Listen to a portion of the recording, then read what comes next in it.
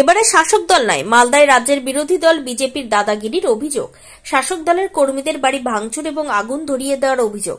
ঘটনায় আক্রান্ত 6 জন তৃণমূল কংগ্রেস কর্মী। স্থানীয় বিজেপি আশ্রিত দুষ্কৃতীদের ভয়ে গ্রাম ছাড়া তারা।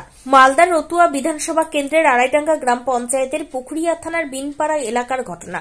এই ঘটনায় আক্রান্ত তৃণমূল কংগ্রেস কর্মী সুভাষ চৌধুরী, দিলীপ চৌধুরী, রিঙ্কি চৌধুরী সহ 6 জন চিকিৎসাধীন মালদা মেডিকেলে। ধারালো অস্ত্র এবং লাঠি সোটা দিয়ে তাদের বেধড়ক মারধর করার অভিযোগ উঠেছে স্থানীয় বিজেপি আশ্রিত দুষ্কৃতীদের বিরুদ্ধে বলে অভিযোগ। আক্রান্ত তৃণমূল কর্মী এবং তাদের আত্মীয়দের অভিযোগ, গত পঞ্চায়েত ভোটে এলাকায় তৃণমূল কংগ্রেস জিতে বিজেপি হেরে যায়। তারা শাসক দলের হয়ে প্রচার করেছিল, কিন্তু ভোটে হেরে যাওয়ার পর থেকে বিজেপির স্থানীয় নেতৃত্ব এবং দুষ্কৃতীরা তাদের উপর অত্যাচার শুরু করে। এরই মধ্যে লিজে নেওয়া তাদের মাছ চাষের জলকর দখল করে নেয় বিজেপি আশ্রিত দুষ্কৃতীরা বলে অভিযোগ।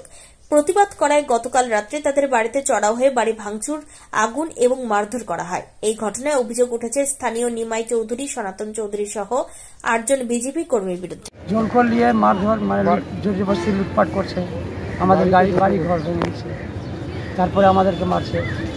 আপনারা কতদিন আগে নিয়েছেন এটা? আমরা নিয়েছিলাম 21-10-এ। কতদিন আপনাদের সময় আছে? এখনো 26-10। তো কবে দখল নিয়ে নিয়েছে ওরা? ওরা 1 বছর আগেই দিয়ে দিয়েছে। কেন দখল নিচ্ছে কেন?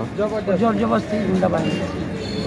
কোন পার্টি করে ওরা? কি কোনো বিজেপি করে, আমরা টিএমসি। পুলিশ জানে বিষয়টা? সব জানে। কতজনকে মারধর করেছে? এখন 7-8 জন।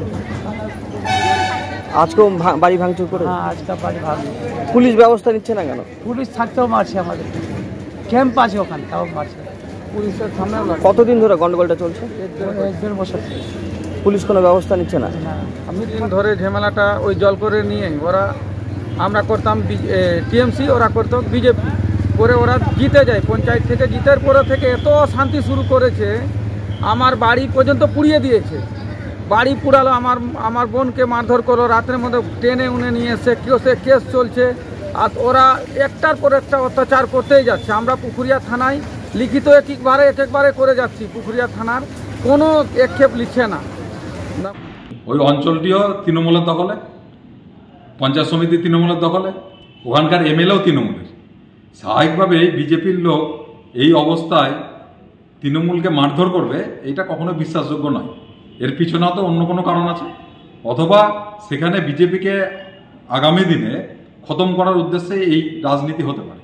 কারণ তাদের এগেনস্টে এরকম অ্যালিগেশন দিয়ে তাদেরকে পুলিশ দিয়ে হয়রানি করে তাদেরকে দমিয়ে দেওয়ার একটা চেষ্টা হতে পারে, এরকম আমরা আশঙ্কা করছি। Bureau report, news for Bengal. This channel does not promote or encourage any illegal activities. All contents provided by this channel is meant for educational purpose only.